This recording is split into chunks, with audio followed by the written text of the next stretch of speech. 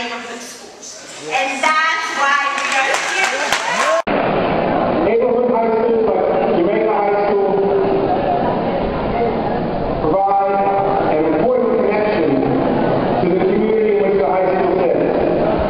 Breaking up the high school dilutes accountability rather than increases it.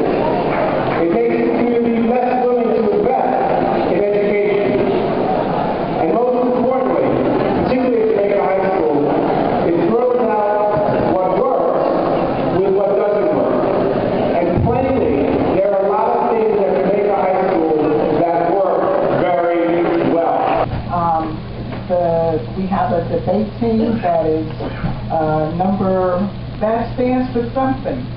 You cannot be number one, okay? Critical and research skills. Where do they get that from? MCA. At Paul Robeson High, 91% of the students live in households below the poverty line.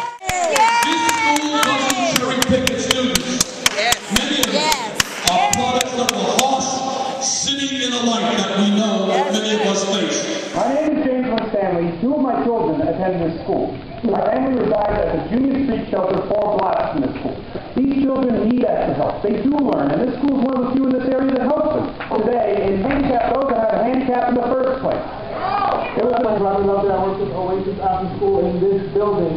And for me, my education began, as far as the best I can remember, is learning how to tie my shoelaces.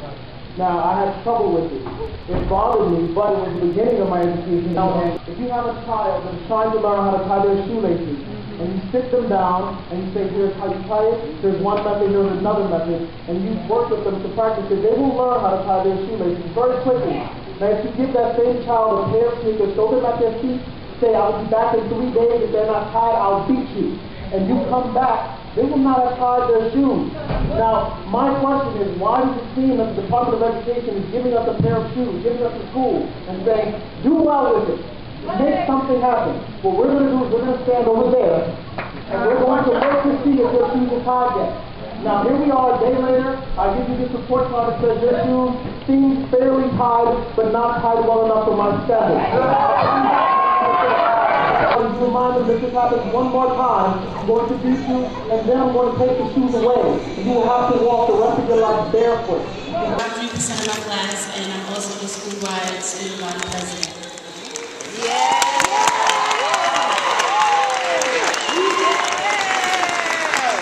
That 40% of students who succeeded found something to hold on to, something to motivate them, something to inspire them to finish school. So although it may not be as high as the DOE have liked, that means something is going right. It means that our staff, our faculty, our teachers are not here merely to make a living, but to enrich Robeson students' lives. It means that the students have put aside excuses and have said that I am capable of graduating high school. Robeson has taught them how to be successful human beings. If the DOE has heart to criticize Robeson, they should also have heart to help us. So now is not the time to point fingers, but for the DOE to work, for all of us to work to make schools and schools all over worthy of our children. There are success stories at Robeson, and you're looking at them right now.